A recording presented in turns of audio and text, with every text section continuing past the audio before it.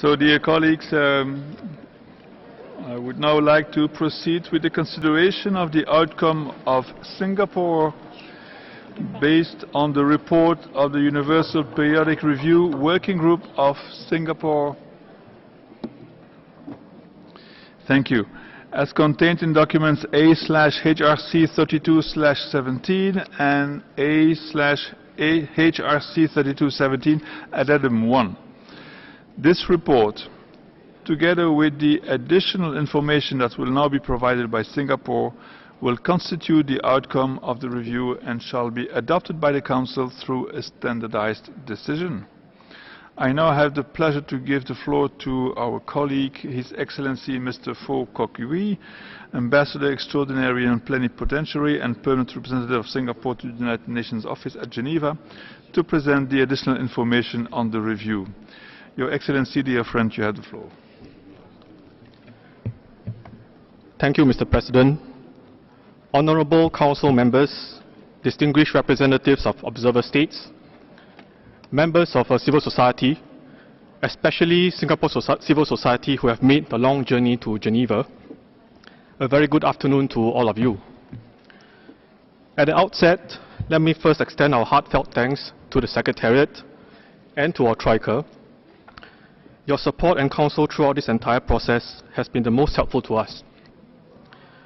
I would also like to thank the many states and members of civil society for sharing their thoughts on Singapore's policies and their recommendations to us. We are appreciative of the warm words of encouragement of many delegations and the endorsement of our track record, social policies, and pragmatic approach in realizing human rights during the 24th UPR Working Group session in January. Mr. President, I would like to take some time today to briefly explain our approach to review the recommendations we received, highlight some new developments, and outline our approach going forward. Our starting point and our long-standing goal has always been to build a strong and progressive nation, where our citizens can lead meaningful and happy lives in a fair and inclusive society. We are fully committed to the protection and promotion of the human rights of our citizens. We treasure and will protect every Singaporean against any threat, regardless of race, language, religion, social identity, or sexual orientation. Our delegation leader to the UPR Working Group in January, Ambassador Chan Heng Chee, had explained in some detail the circumstances and factors that shaped Singapore's pragmatic and outcomes-based approach towards protecting and promoting human rights of our citizens. We believe that this broad approach towards governance remains relevant as ever, even as we recognize that our society is changing and the forces of globalization are leading to greater income and social stratification. We still need to manage the enduring challenges of dealing with primordial and visceral forces of race, language, and religion in our diverse society. This entails seeking accommodation among the competing rights of the individuals who make up the nation and the interests of society as a whole. We firmly apply the rule of law, which we believe is a fundamental precondition to protect the human rights and freedoms of Singaporeans as enshrined in the Constitution, and to uphold the core principles of fairness, secularism, meritocracy, and multiracialism.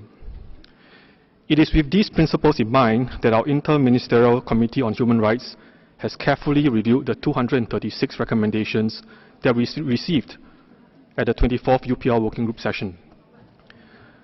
We support 116 recommendations, support in part 9 recommendations, and note 111 recommendations.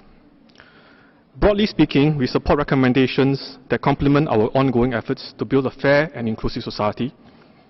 In many cases, we are already implementing policies to strengthen social safety nets and enhance social harmony in areas such as support for lower-income Singaporeans, education, healthcare, rights of women and children, protecting migrant workers, caring for the elderly and persons with disabilities. But we do not support recommendations that are predicated on unfounded assertions, inaccurate assumptions, or erroneous information. There are a handful of such recommendations related to the freedom of expression and freedom of peaceful assembly and association. In addition, we cannot implement recommendations that are not appropriate in our national context on issues concerning capital punishment, the LGBT community, and national security. We have already comprehensively explained our reasons for this during our working group session and in our addendum. About a quarter of the recommendations that we do not support in full relate to the ratification of international human rights treaties. Singapore takes our treaty obligations seriously. We engage seriously with the relevant treaty bodies, review our reservations where appropriate, and welcome shared learning on implementing human rights. Our policy is to actively review our position in respect to human rights treaties. However, in order not to prejudge the outcome of this review process, we do not commit ourselves to accede to or ratify treaties ahead of review. Mr. President, I would like to pause now to listen to the views of member states and civil society before delivering my final remarks. Thank you. Thank you very much for the statement. And before giving the floor to the member and observer states for their comments on the outcome of the review, I would like to inform you that the speaking time has been brought to 1 minute and 30 seconds for all states. I will now open the floor to members and observer states for their comments on the outcome of the review, and I give the floor to Cuba to begin with.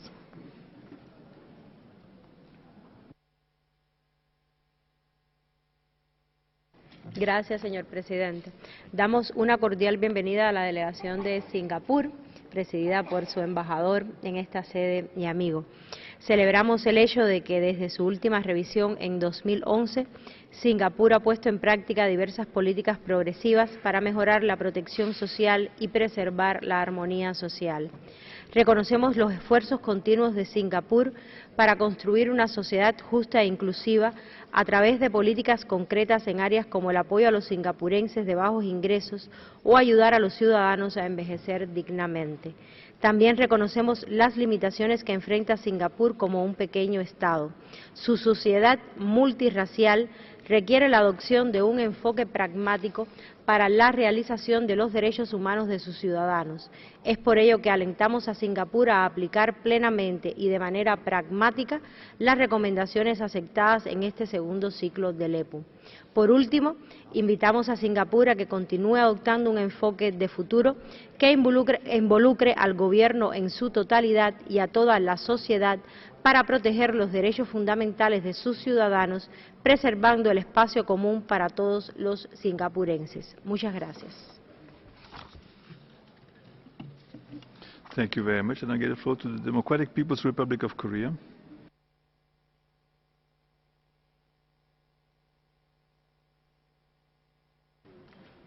Thank you, Mr. President. My delegation welcomes the delegation of the Republic of Singapore and commends for their sincere participation in the UPR process. My delegation takes note of the report of the working group A/HRC/32/17 and is encouraged by Singapore's commitments to the promotion and protection of human rights after the 24th session of the UPR working group held this last January. The interactive dialogue with the delegation of Singapore during the working group was an opportunity to get to know with each other on Singapore's experience for furtherance of human rights by realizing social harmony and achieving socio-economic progress. We welcome Singapore's acceptance of many of the recommendations as demonstration of its will to make further efforts in the field of human rights. My delegation wishes Singapore all the best in its future endeavor for the promotion and protection of human rights and recommends the adoption of the report on the UPR of the Republic of Singapore by this Council. Thank you. Thank you. I now call on Egypt. President, my delegation extends a warm welcome to the delegation of Singapore. During the review session, we commended the significant efforts exerted by the government of Singapore, including in areas of social protection, interfaith dialogue, human development, healthcare, and promoting the rights of older persons. We are pleased to learn that Singapore accepted 125 recommendations stemming from the review process. It is also encouraging that Singapore decided to accept recommendation presented by Egypt on combating trafficking in persons, especially women and children, providing protection for the family and realizing the right to work, as well as acceptance to consider the ratification of the option protocol of the Convention on the Rights of the Child.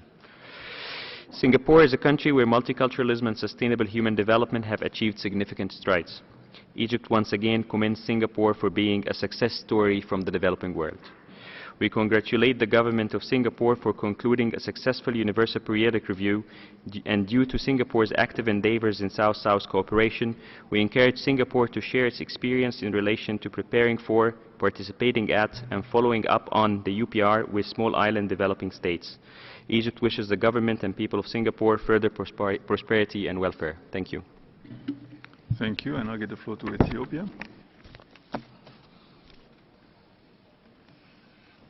Thank you, Mr. President. Ethiopia warmly welcomes the delegation of Singapore and thanks the delegation for the beneficial and informative national report and the oral update.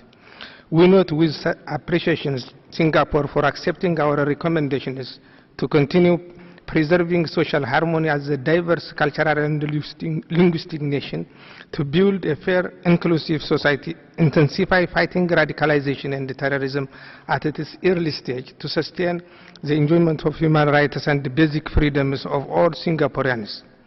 We commend Singapore for the continued commitment to progress and improve human rights and efforts to build a fair and inclusive society.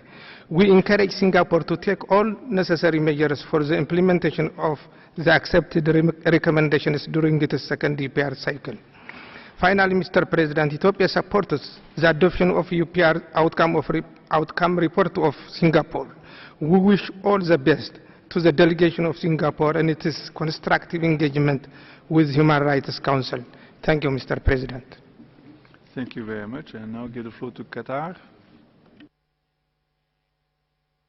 President, Mr. Vice President, the delegation of the State of Qatar welcomes the delegation of Singapore led by His Excellency, the Permanent Representative, and thanks them for their constructive engagement with the UPR mechanism of the Human Rights Council and for the comprehensive update provided before us today.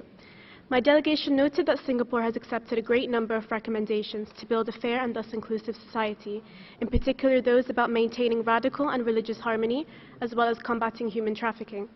We are also pleased to note that the two recommendations made by Qatar enjoy the support of Singapore, and we look forward to their prompt implementation.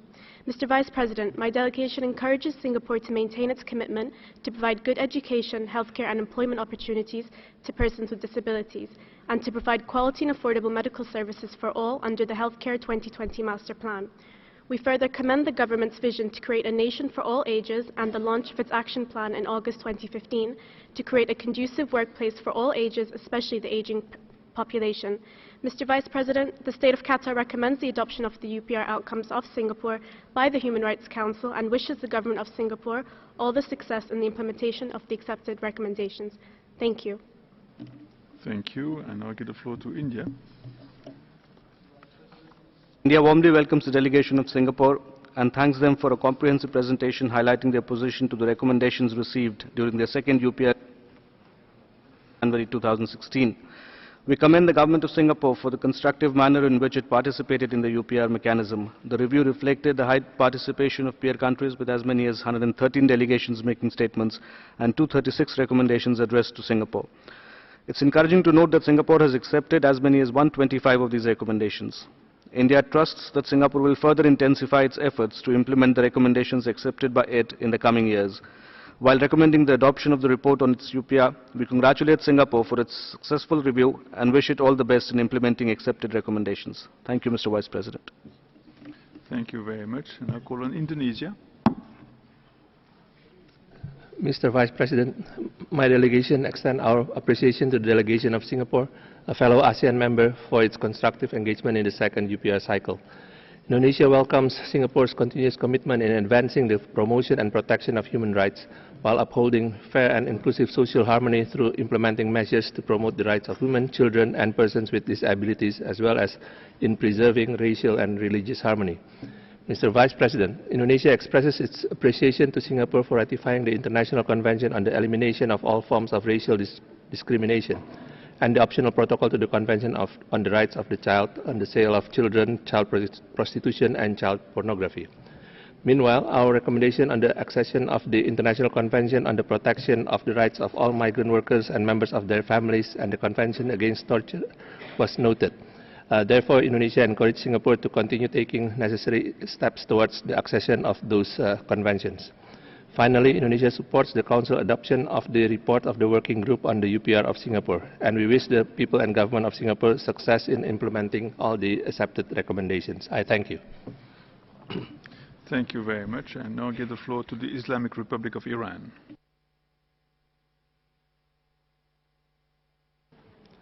Bismillah ar-Rahman ar-Rahim. Mr. Vice President, my delegation welcomes the delegation of Singapore and commends their active participation in the UPR mechanism.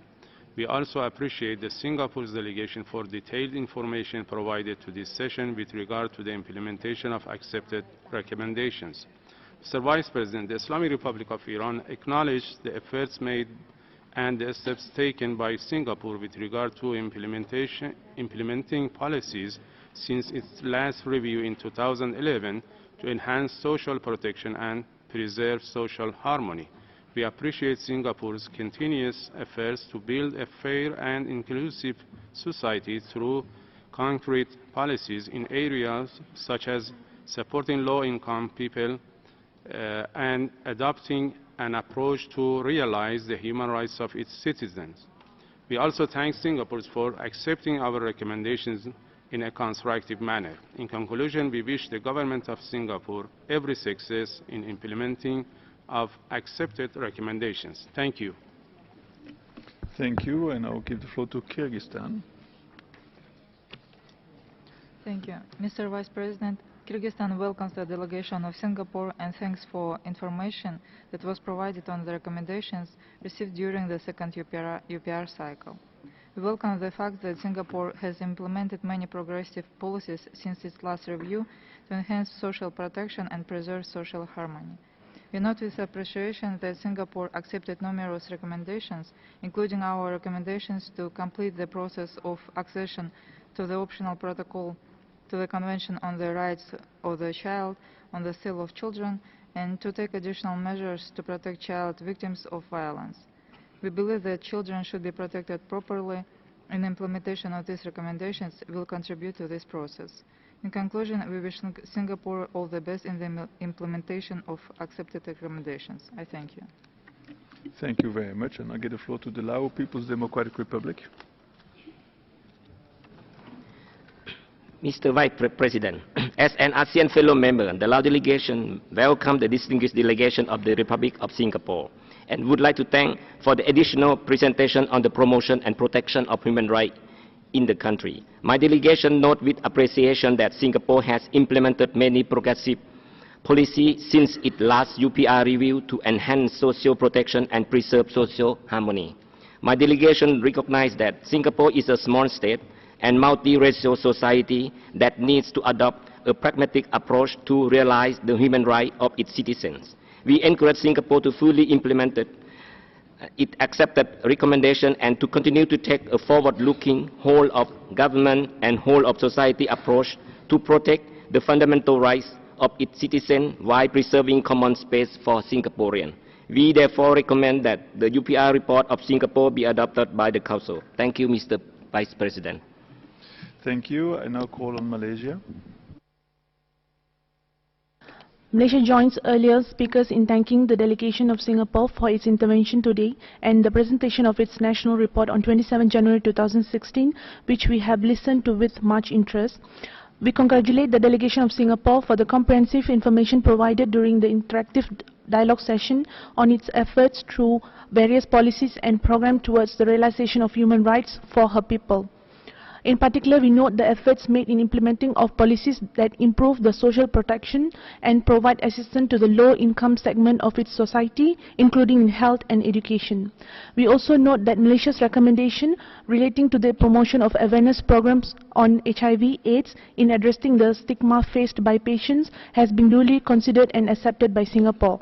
We encourage Singapore to consider favorably the establishment of a national human rights institution in the future, with the views to expand the avenues for partnership between the government and its citizens in the promotion and protection of human rights in the country. In concluding, Mr. Vice President, my delegation would like to recommend the adoption of the report on the UPR of Singapore. We wish Singapore the best in implementing the accepted recommendations. I thank you, Mr. President. Thank you, and I'll give the floor to the Maldives. Thank you, Mr. Vice President. The Maldives would like to warmly welcome the delegation from Singapore. We appreciate the constructive engagement Singapore had with the working group.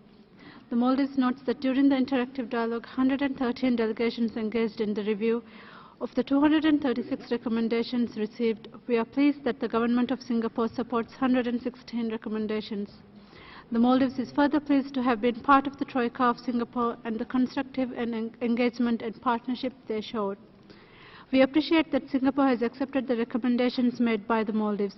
We are greatly encouraged by the country's commitment to provide quality education, health and employment opportunities to persons with disabilities, and on the promotion of gender equality and the empowerment of women and girls in Singapore.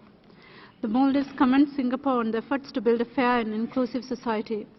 We also encourage Singapore to fully implement its recommendations in a pragmatic way. We urge the country to continue in taking a forward-looking approach to protecting the fundamental rights of its citizens while preserving the common space for all Singaporeans. We wish Singapore every success in the implementation of the recommendations. Thank you. Thank you. Et j'ai maintenant le plaisir de donner la parole au Maroc. Vice-président, ma délégation félicite Singapour pour son interaction positive lors de la présentation et la discussion de son rapport national au titre du second cycle de l'examen périodique universel. Nous notons avec appréciation l'intérêt accordé aux recommandations qui ont été formulées lors de cet examen et nous remercions en particulier la délégation de Singapour d'avoir accepté les 2 recommandations présentées par la délégation du Maroc. Nous saluons l'engagement renouvelé des autorités de Singapour en faveur de la promotion et de la protection des droits de l'homme. À cet égard, nous notons avec satisfaction les efforts importants et continus que les autorités de Singapour déploient en faveur de la promotion d'une société juste et inclusive à travers des politiques pragmatiques qui visent la réalisation des droits de l'homme de l'ensemble des citoyens en dépit des contraintes propres à une société multiraciale. Ma délégation encourage Singapour à poursuivre ses efforts et lui souhaite plein succès dans la mise en œuvre des recommandations acceptées. Enfin, ma délégation soutient l'adoption du rapport relatif à l'examen de Singapour au titre du second cycle de l'EPU. Je vous remercie, Monsieur le Vice-président. Merci beaucoup. We have a little time for the spillover list. I now call on Myanmar to take the floor.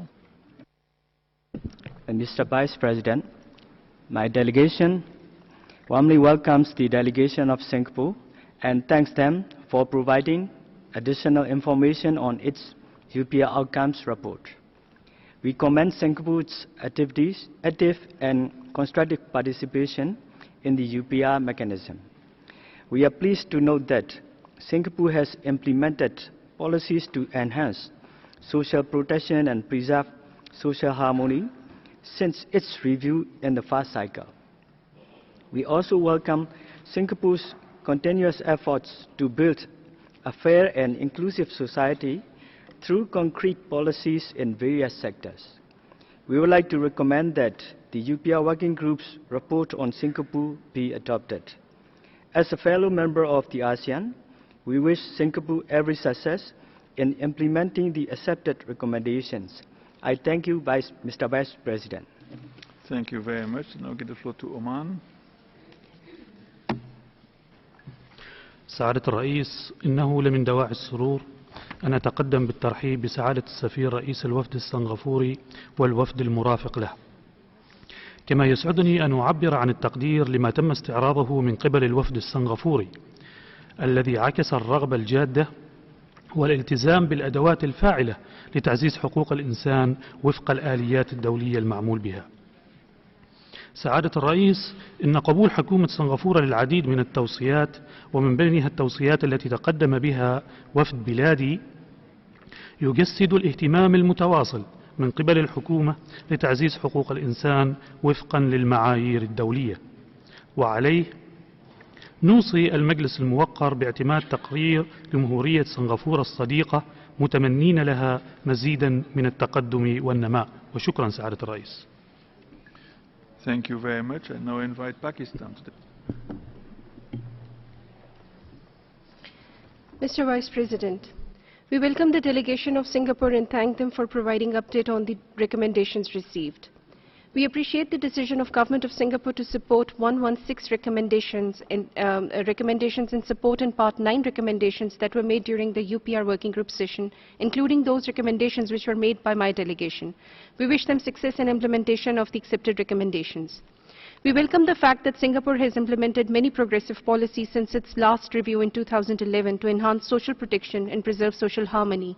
In this regard, we appreciate Singapore's continuous efforts to build a fair and inclusive society through concrete policies in areas such as supporting low-income groups, providing universal health coverage, and lifelong learning program. We urge Singapore to continue to take a forward-looking, whole-of-the-government and whole-of-society approach to protecting of the fundamental rights of its citizens while preserving the common space for all the Singaporeans. In conclusion, my delegation recommends the Council to adopt the UPR outcomes of Singapore by consensus. I thank you. Thank you very much. And we can accommodate the last speaker, the Philippines, please. Thank you, Mr. Vice President. The Philippines congratulates Singapore for its constructive and active participation in the UPR process. We acknowledge the significant achievements made by the government of Singapore in advancing the protection of human rights, particularly in the elimination of human trafficking, protection of the rights of older persons, and the promotion of migrant workers' rights. We laud Singapore for recently signing the International Convention on the Elimination of All Forms of Racial Discrimination and for signifying its strong intention to ratify the said convention in 2017. We look forward to Singapore's continued commitment to engage with bilateral and regional partners to further advance human rights. We wish Singapore well, and we call on members of the Council to support the adoption of the report of the Working Group on the UPR of Singapore. Thank you. Thank you very much, Ambassador. And this was unfortunately the last speaker we could accommodate as per established practice. The statements which could not be delivered due to time constraints will be posted on the HRC extranet. I will now give the floor to the other stakeholders to make their general comments on the outcome, and I start with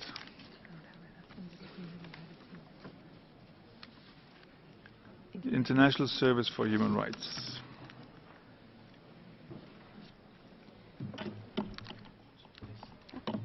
Thank you, Mr. Vice President.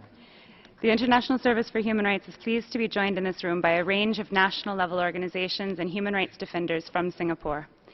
We are encouraged by their participation and welcome the voices of defenders on the ground as a testament, as the delegation of Singapore has noted in its response, to the value of the UPR process in building opportunities for dialogue between government and civil society as to how to fully realize all human rights for all those living in Singapore. In this regard, we would urge the Government of Singapore to ensure that the Interministerial Committee on Human Rights is truly independent, both accountable to and inclusive of civil society. We remain concerned about the challenges that face individuals and organizations who seek to publicly discuss dissenting views.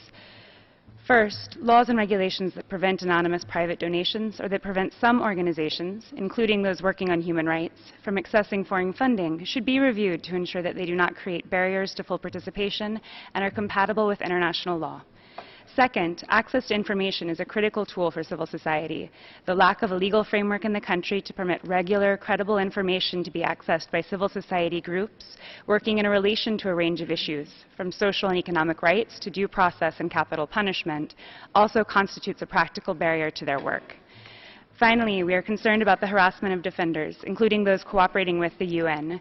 Teo Solong, a longtime activist in the country, as well as a well-known blogger, are currently facing court charges filed by the Elections Department, merely for expressing political opinions online. In recent weeks, their offices and homes have been searched and their personal and professional electronic devices confiscated. We echo the views of local actors. This behavior is an example of official efforts to encroach upon the work of civil society. In light of accepted recommendations from France and New Zealand, we would urge Singapore and other interested states to pay particular attention to implementation of recommendations linked to freedom of expression, both online and off. Thank you, Mr. Vice President. Thank you very much. And I'll call on the International Commission of Jurists. Thank you, Mr. Vice President. The International Commission of Jurists appreciates the recommendations made in the report on the Universal Periodic Review of Singapore regarding the death penalty and the right to freedom of opinion and expression. Despite more than 30 recommendations to establish a moratorium and abolish the death penalty, and despite repeated calls of the General Assembly for a global moratorium, Singapore maintains its intention to continue to carry out executions. Indeed, it carried out its most recent execution of a Mr. Khao Jiabing just over a month ago. The ICJ urges Singapore to abolish the death penalty. There is no proof that the death penalty deters crime at a greater rate than other forms of punishment. The imposition of the death penalty violates the right to life and the absolute prohibition of torture and other cruel, inhuman, or degrading treatment or punishment. During the previous cycle, Singapore had accepted recommendations to ensure the enjoyment of the right to freedom of expression and to protect bloggers and activists from persecution and harassment. In this cycle, Singapore affirmed that no one had been prosecuted for criticizing the government or its policies. It supported a few more general recommendations regarding freedom of opinion and expression, but failed to acknowledge the problem of unjustified restrictions in particular cases and did not accept the more precise recommendations on these issues. In mid-2013, tighter restrictions on online expression were implemented. Between 2014 and 2015, at least 3 bloggers were prosecuted for expressing their political opinions in a manner that should have been fully protected by freedom of expression. Similar problems continue today. The ICJ calls on Singapore to review its position on the relevant recommendations and to refrain from further unjustified infringements of freedom of expression. I thank you. Thank you very much. I now invite the International Federation for Human Rights Leagues to take the floor. Mr. Vice President, we welcome the Singapore government's commitment to ratify the ICET and the OPCRCSC. However, we're extremely disappointed that it continues to refuse ratification of other internationally accepted human rights instruments, notably the ICCPR, the ICESCR, and the CAT. The Singapore's claim that it is substantially in compliance with the objectives of international human rights treaties is unfounded. People exercising their rights to freedom of expression face ongoing threats. Last year, a teenager was jailed for publishing a political video. A few weeks ago, a number of bloggers, editors and publishers of independent online media were subjected to intense police investigation for allegedly breaching electoral advertising regulations. Police searched their homes, seized their equipment, and archived their communications in totality. These procedures are wholly disproportionate and are calculated measures to intimidate and cast a chilling pall over civic participation. Beyond the facade of legality, Singapore continues to violate international human rights standards, curtailing citizens' rights to freedom of opinion, expression, and peaceful assembly. Without an independent way of verifying the government's claim about compliance, it is critical that a national human rights institution be established immediately in accordance with the Paris Principles. Prolonged detentions without judicial review under the Internal Security Act and the Criminal Law Temporary Provisions Act continue with no transparency over the numbers being detained. Executions often take place without adequate warning given to the prisoners or their families. We regret that the government rejected the recommendations that called for the abolition of the death penalty and corporal punishment. Repeated calls to establish a minimum wage have also been ignored. Clearly, decades of policies aimed at uplifting the poorest segment of the population have not been successful. Almost a quarter of Singaporeans still live in relative poverty. Thank you. Thank you. And now invite the Franciscans International to take the floor. Thank you, Mr. Vice President. Franciscan International welcomes the adoption of the outcomes of the UPR Singapore. We commend Singapore's effort in combating trafficking, in particular through the ratification of Palermo Protocol in 2015. This implementation of protocol is a step forward to guarantee the protection and rehabilitation of the victims of trafficking in person, especially for women and children. We also welcome the acceptance of the recommendations on trafficking in person. However, we would like to express our concern on the reluctance of the government of Singapore to guarantee the full protection and enjoyment of the human rights of migrant workers as stipulated in Employment Act and in Work Injury Compensation Act. Therefore, in the process of the implementation of the UPR recommendations, we recommend the government of Singapore to consider the following: ensure the prosecutions and punishment of individuals involved in trafficking and provide further protection and rehabilitation mechanisms for victims; improve the transparency of the hiring process for foreign workers with particular attention paid to the entertainment and labor sectors where there is allegations of trafficking cases; redefine enforcement regulations on trafficking to coincide with the provisions of the Criminal Procedures Code of Singapore. I thank you. Thank you very much. And I'll call on the International Lesbian and Gay Association. Thank you, Mr. Vice President. This statement is delivered in consultation with two Singapore NGOs, Ugachaga and Pink Dot, that work on the subject of sexual orientation and gender identity. Singapore received and noted all 13 SOGI-related recommendations on LGBT human rights. 11 of these recommendations specifically refer to the decriminalization and consensual same-sex activity between consenting adult males, Section 377A of the Penal Code. We are disappointed that the government continues to deny the existence of institutionalized discrimination perpetuated by this section. In response, Singapore government maintained its position that this legislation is not proactively enforced. It added that the Prime Minister has previously stated it was better to accept the legal untidiness and ambiguity of leaving the law as it was. In fact, we would like to highlight that this has direct consequences for LGBT human rights in Singapore. Discrimination, media guidelines and censorship, refusal to register and formally recognize LGBT organizations, lack of appropriate support and sexuality education for LGBT youth, lack of healthcare and social services to address the needs of LGBT persons, workplace discrimination towards LGBT persons. Sadly, since the UPR, prejudice towards Singapore LGBT community has increased. In February, a local TV station censored a segment of a program in which President Obama thanked celebrity Ellen DeGeneres for advancing the LGBT rights. In June, a same-sex kiss in the musical Les Miserables was also censored by Singapore government. The government has additionally restricted local subsidiaries of multinational companies from expressing support for LGBT events and programs in Singapore, a move that has further narrowed outreach and support as well as stigmatized affirmation for the LGBT community. We urge the Singapore government to repeal Section 377A. We also seek ongoing engagement with the government to address and resolve the key areas highlighted in our report. I thank you, Mr. Vice President. Thank you. And now call on the Asian Forum for Human Rights and Development.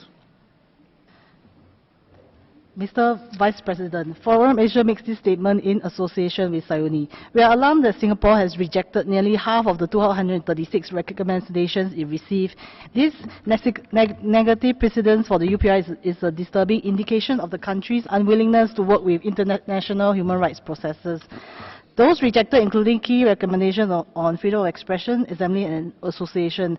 Existing legal restrictions on these rights far exceed permissible under international human rights law.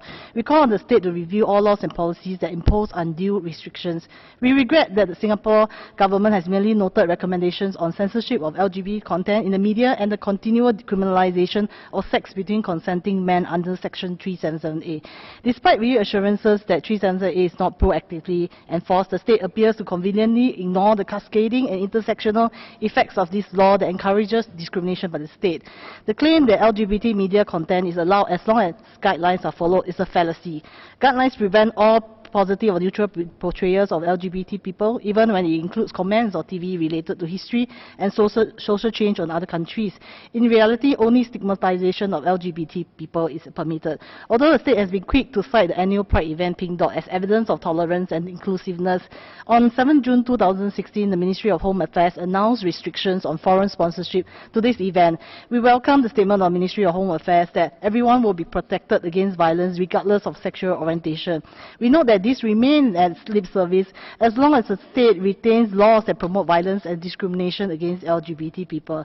We call on the government to take concrete steps to decriminalize and remove all policies that discriminate against LGBT persons living in Singapore. Thank you. Thank you very much. I now call on Action Canada for Population and Development.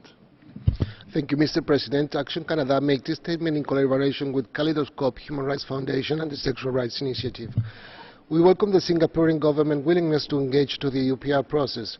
During this review, Singapore received a large number of recommendations calling for the reform of existing laws that criminalize homosexuality, including the Article 377A of the Singaporean Penal Code, which criminalized acts of so-called gross indecency between men, including sodomy. We regret, however, that all these recommendations were noted and the government used its earlier explanation that this legislation is not proactively enforced, that Singapore is firmly opposed to discrimination and harassment and does not decriminalize against LGBT peoples to ensure that this law still remains.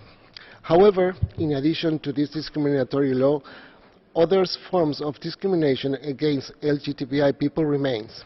Examples include the requirement of individuals to declare their sexual orientation when applying to the civil service, and the classification by sexual orientation in the admission process of the military, which is followed by assignment of discriminatory duties.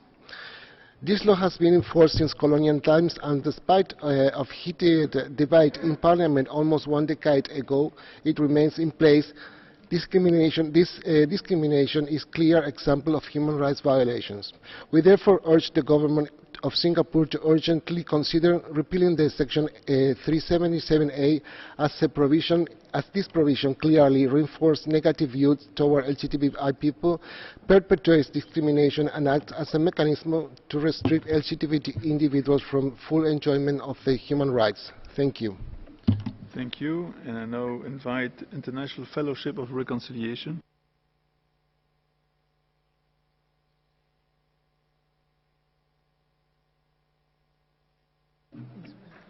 Then I turn to Human Rights Watch. Thank you, Mr. Vice President. The major human rights issues raised in the 2016 UPR session on Singapore were a continuation of many concerns raised and yet still unresolved since Singapore's first UPR review in 2011. We received very few answers on when, if ever, these concerns will be addressed. Numerous states, for example, raised Singapore's continued use of the death penalty and called for at least a moratorium on capital punishment. Singapore instead defended the abhorrent practice and remains out of step with the broad international consensus to abolish capital punishment as an inherently cruel and inhumane punishment. The May 2016 execution of Malaysian Jabung Hao highlighted Singapore's indifference to these global concerns. Many states raised Singapore's discrimination against LGBT people and violations of their right to privacy under Penal Code Article 377A, which criminalizes consensual same-sex relations between men. The government did not directly address these concerns, but claimed Singaporean society considered the issue to be, quote, too controversial. Meanwhile, earlier this month, the Minister of Home Affairs warned international companies to stop supporting the annual LGBT Pride and Solidarity Festival, Pink Dot. The government offered few commitments to address serious concerns raised about severe restrictions on fundamental rights such as freedom of expression, association, and peaceful assembly. Singapore's record on ratifying international human rights conventions remains dismal, having only ratified 3 core rights conventions and 1 optional protocol. It has not ratified either the International Covenant on Economic, Social and Cultural Rights or the International Covenant on Civil and Political Rights. Singapore's claims that it first needs to bring its national laws into conformity with these treaties are belied by the fact that it has taken no significant steps to advance a rights protection agenda by reforming its laws. Singapore has long put forward arguments about Asian values promoted by the late Prime Minister as an alternative to international human rights protections. Yet Singaporeans deserve and are entitled to the same rights protections as everyone else. Thank you. Thank you, and now invite Association of Women for Action and Research. Thank you, Mr. Vice President. Women's rights are not sufficiently promoted in Singapore. Women's representation in political decision-making is wholly inadequate when 19 of 20 full cabinet members are men. We call for explicit constitutional protection against sex and gender discrimination. We welcome the possible repeal of marital immunity for rape. We urge that its abolition is total and unqualified for both rape and the offence of sexual penetration of a minor under the age of 16. We call on the state to proactively investigate and address why sexual violence is chronically underreported. We urge an end to all forms of state-sanctioned discrimination against single parents. Unmarried parents, overwhelmingly women, are barred from purchasing public housing before the age of 35 and face discriminatory terms of access. For divorced mothers, prohibitive conditions on public rental housing, like a 30-month debarment after sale of the matrimonial property and an unrealistic income ceiling, cause impoverishment and housing instability. We call for clear, inclusive, equal policies to ensure access to housing. The arbitrary process of petitioning parliamentarians in individual cases is a wholly inadequate substitute. We call on the state to show respect for the right to family life and the rights of the child by publishing clear, transparent criteria for migrant spouses of Singapore citizens to get permanent residence and the right to work. Current arbitrary and opaque processes penalize low-income migrant women who can be deported if their spouses abandon them or are imprisoned. We urge in particular that migrant women with citizen children be given a clear and unambiguous right to remain with their children in Singapore. We urge that the fundamental labour protections of the Employment Act be extended to live-in domestic workers. Under current measures, 6 in 10 have no weekly day off. Only half are compensated for this, typically with sums below Employment Act standards. There are widespread reports of employer abuse, including overwork and food deprivation. We urge an end to this shameful devaluation of care and domestic labour. Thank you. Thank you very much. I now invite the Singapore Council of Women Organizations. Thank you, Mr. Vice President. I represent the Singapore Council of Women's Organizations, SCWO, which is the National Coordinating Council of 60 women organizations in Singapore. We acknowledge the Singapore government's engagement with SCWO and civil society during the UPR process and welcome its commitment and support of recommendations with respect to an aging society, rights of women and children, trafficking in persons and labor rights, and look forward to a transparent mechanism for monitoring progress in the future. We wish to highlight the intersectional issues of aging women in Singapore and their social protection and security. Singapore has a significant female aging population. Older women are more likely to live in poverty stemming from increased life expectancy, higher medical costs, inadequate health care, and low or no retirement savings. Older women are dependent on their families for financial assistance, but women without children or widowed women are more vulnerable and more likely to turn to public assistance. There is no state-funded minimum pension scheme, but Singaporeans are dependent on the Central Provident Fund for their retirement funding. SCPF is primarily funded by both employer and employee contributions. Older women are more likely to have having been homemakers or informal workers are disadvantaged, having neither or no reduced income. Singapore needs to ensure that all forms of family are well supported and that families are not expected to bear the responsibility of social protection alone. We commend the Singapore government's gender-neutral civil support scheme and pioneer package and the intended enactment of the Vulnerable Adults Act in 2016. But we ask that initiatives be considered for greater empowerment of able but aged women to help them to be more self-sufficient and self-reliant and not just look at interventionist policies when they become vulnerable. Thank you, Mr. Vice President. Thank you very much. And I invite now Amnesty International to take the floor. Thank you, Mr. Vice President. Amnesty International deeply regrets Singapore's decision to resume executions despite the initial progress in reviewing the Misuse of Drugs Act 2012 and the Penal Code Act 2012 with a view to establishing a moratorium on executions as recommended to Singapore during its first review in 2011. On 20 May 2016, Koh Jia Bing, a Malaysian national, was executed in cruel haste just hours after his final appeal had been dismissed. Koh Jia Bing had been convicted of murder in 2010 and sentenced to death. In 2012, following the review of the mandatory death penalty laws, his death sentence was commuted to life imprisonment. However, in January 2015, the Court of Appeal reimposed the death penalty in a 3-2 split decision. Amnesty International opposes the death penalty in all cases without exception and calls on Singapore to immediately re-establish a moratorium on executions with a view to abolishing the death penalty, as recommended by many countries during its second review. Opposition activists, bloggers and human rights defenders in Singapore continue to face political repression, reprisals and intimidation. In 2015, Amos Yee, a 16-year-old blogger, was sentenced to 4 years imprisonment after he uploaded a video and cartoon criticizing late Prime Minister Lee. Amos Yee currently faces 6 more charges for wounding the religious feelings of Muslims and Christians by posting further comments and videos online. In this context, we are concerned about Singapore's rejection of recommendations to review existing legislation in order to enhance the enjoyment of the rights to freedom of expression, association and peaceful assembly. Thank you, Mr. Vice President. Thank you very much. And this exhausts our speakers list of civil society organizations. I would now like to turn again to the delegation of Singapore, but before we're doing that, I would allow me to know that based on the information provided, out of 236 recommendations received, 116 enjoy your support, while 119 recommendations are noted. Additional clarification had been provided on one recommendation, indicating which part of its recommendation was supported and which part was not. I now give the floor to His Excellency Mr. Phu Quoc Yui for his concluding remarks. You have the floor, Ambassador. Thank you, Mr. Vice President.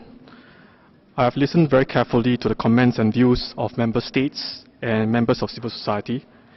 I thank them for their feedback and constructive suggestions. I would like to say a few words to address a few issues raised by members of civil society earlier on recent developments in Singapore. On the case of Mr. Koh Jia-beng, our Attorney General's Chambers had explained comprehensively in their press statement of 25th of May 2016 why the Court of Appeal had dismissed multiple last-minute applications by Mr. Jia-beng's lawyers, who had no new arguments and appeared to be just trying to delay the execution. We had also explained our policy on the death penalty extensively during the UPR working group and in our national report. For the cases involving alleged cooling day offences and new offences allegedly committed by Mr. Amos Yee, it is inappropriate for us to comment further as investigations are ongoing.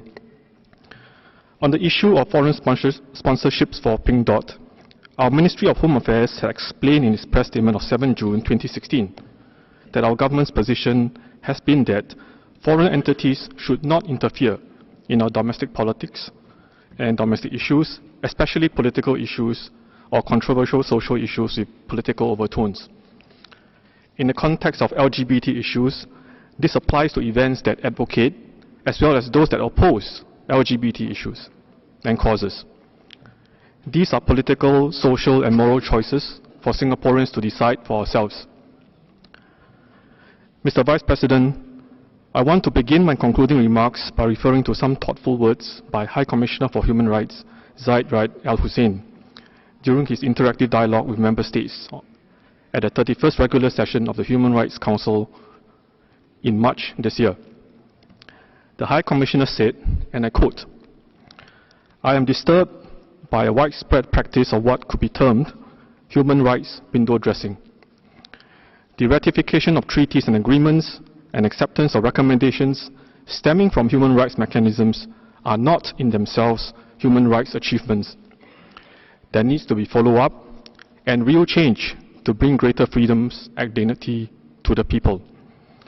Unless consequential at the level of the rights of the individual, the rights we do will remain bureaucratic or even theatre. Human rights obligations should not be a tick-the-box exercise designed only to boost a country's international image." End of quote. Mr. Vice President, we fully agree with the High Commissioner. We are not into human rights window dressing.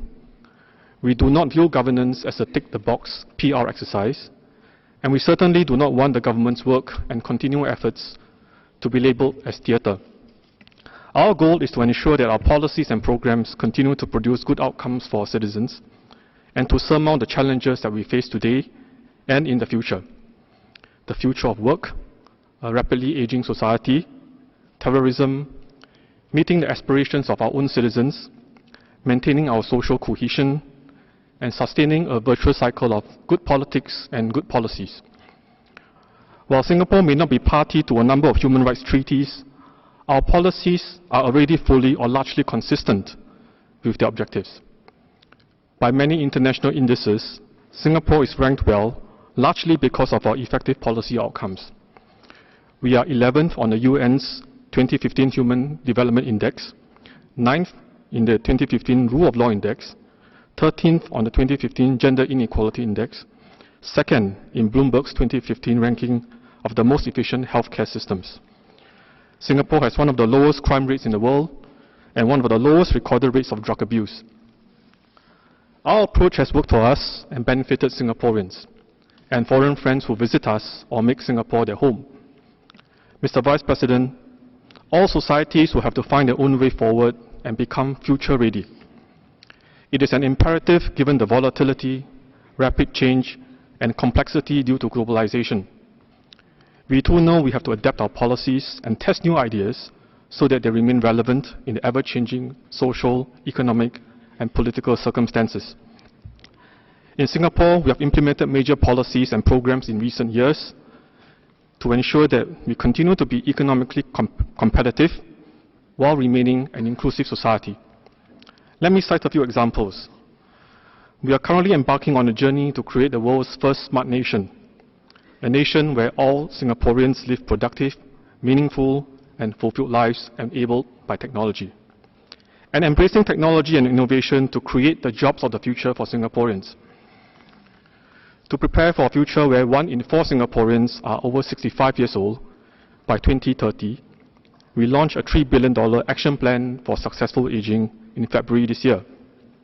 This action plan adopts a whole-of-government and whole-of-society approach to chart our way forward for Singaporeans to age well, with dignity, and to lead fulfilling lives. To prepare Singaporeans for a more competitive and dynamic economic landscape, we are transforming our learning culture, both for the young and working adults, to emphasize the mastery of skills and lifelong learning. We launched the Skills Future movement in 2015 and will spend over $1 billion a year from 2015 to 2020 on initiatives to support lifelong learning. We implemented new policies to enhance social protection for our citizens, in particular the most vulnerable groups, to ensure social mobility and to provide more assistance for older Singaporeans. And we're doing this at a time when many societies around the world are confronting and grappling with rising inequality due to the increasing pace of globalization and technological changes. These progressive social policies, which we had outlined in our national report, include MediShield Life, Enabling Master Plan for Persons with Disabilities, the Pioneer Generation Package, and the Enhanced Workfare Income Supplement. Mr. Vice President, some of the policies I cited earlier could well be the first of their kind around the world, but we are fully aware that our principles of governance, the way we care for our citizens, protect human rights, and preserve our social harmony, may also not conform to how other societies have organized themselves. We therefore believe that every country should be given a time and space to deal with its own development and advance human rights in its own way, taking into account its unique and evolving social and cultural context. Mr. Vice President, Singapore will continue to support and participate in the UPR process in a constructive manner. At home, we will continue to consult widely and conduct regular exchanges with our citizens and civil society to ensure that our policies address their hopes, concerns, and aspirations for the future. We will also work with our partners to ensure that the UPR remains relevant and useful to states in its third cycle. In our view, the UPR process is not just about reviewing how well each state has done. It is also an opportunity for states to share their best practices and learn from each other in the promotion and protection of the rights of their citizens. I hope that we were also able to provide a better appreciation of Singapore's unique circumstances and challenges and how we are working to overcome them. Last year, Singapore celebrated the 50th anniversary of our independence, SG50 as we called it. 50 years is but a blink of an eye in the life of nations, but we are already looking forward to SG100. We are determined to work together as a people to forge a unique sense of national identity and a pragmatic way forward on economic and social development to keep Singapore special and exceptional. In closing, let me once again express our sincere gratitude to you, Mr. Vice President, the members of our Troika, and to the states and civil society that have participated in this session. Finally, our very special thanks goes to the Secretariat and the translators that have worked so hard to support our work. I thank you, Mr. Vice President. Thank you very much, Ambassador, for this presentation and the fruitful participation of Singapore in the whole UPR process. I think your final remark shed an additional light on the many efforts that Singapore is doing to create a good environment for the human beings in the state. May I now propose that the Council adopts the decision on the outcome of the Universal Periodic Review of Singapore as it appears on the screen, a text with which you are familiar. I see no objection. The decision is adopted.